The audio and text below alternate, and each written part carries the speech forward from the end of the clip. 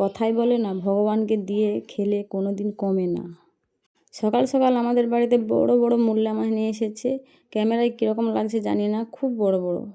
এগুলো কি রান্না করলে ভালো লাগবে ভাবছি। এখন মাছগুলো ভালো করে বেছে ধুয়ে নিয়ে পরিষ্কার করে নিয়ে আসি, তারপরে ভাববো কি রান্না হবে।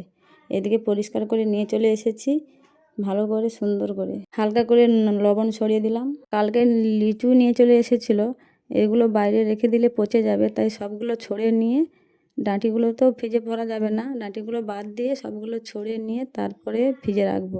ফ্রিজে রাখার আগে কিছু কিছু ঠাকুরের জন্য নিয়ে নিলাম। প্রথমে যখন ফল নিয়ে এসে আগে ঠাকুরকে দিয়ে তারপরে খাই আমরা।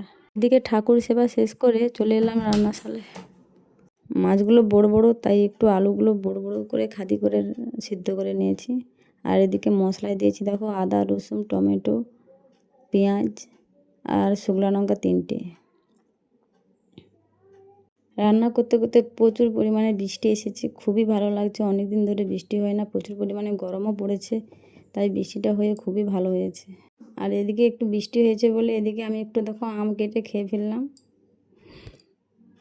অনেকদিন পরে বৃষ্টিটা হয়েছে, কিন্তু প্রচুর পরিমাণে হয়েছে। এদিকে দেখো সব মশলা পেস্ট করে নিয়ে চলে এসেছে। আলুর মধ্যে ওই মশলাগুলো দিয়ে তেল দিয়ে আর একটু শুকনো লঙ্কা দিয়েছি। এর মধ্যে সব রকম মশলা মাখিয়ে আমি কড়ার মধ্যে দিয়ে দিলাম। ওই দেখো কিছুটা ফুটে গিয়েছে, তার আমি নামিয়ে নিলাম। লাস্টে এলাচ আর কাঠচকালে একটু দিয়ে দিয়েছি, আর একটু জিরা গুঁড়ি ছিল তার মধ্যে দিয়ে দিয়েছি। এইসব মশলা কিছু কিছু দিয়ে নামিয়ে নিলাম। মাছটা কিন্তু আমি ভেজে নিয়ে রান্না করেছি, না হলে সবাই খেতে ভালোবাসে না। তেল পরিমাণটা কম দিয়েছি, তাই একটু হলুদ হলুদ লাগছে। এই রান্নাটাই আমাদের বেস্ট, যে গরম পড়েছে। টাটা বাই বাই, সবাই ভালো থেকো সুস্থ থেকো।